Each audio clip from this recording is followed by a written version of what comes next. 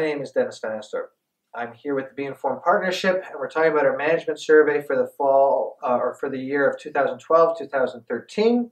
And we're going to talk here about brood comb management.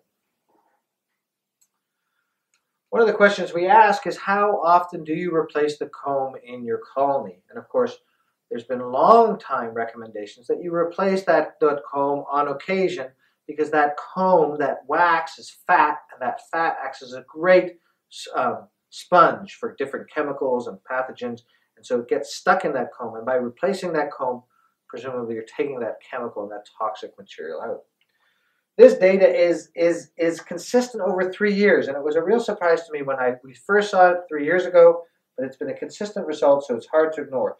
Basically, there can be too much of a good thing, perhaps, and that is people who replace more than 50% of their comb in their colony in a given year tend to lose more colonies than those who did not replace any comb at all.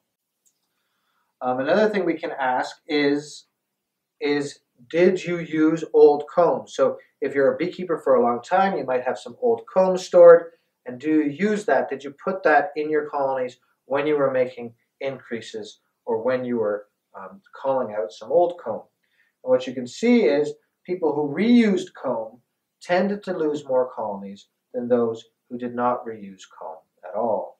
So one of the things we asked was, did you treat that comb with anything specifically before you reused it?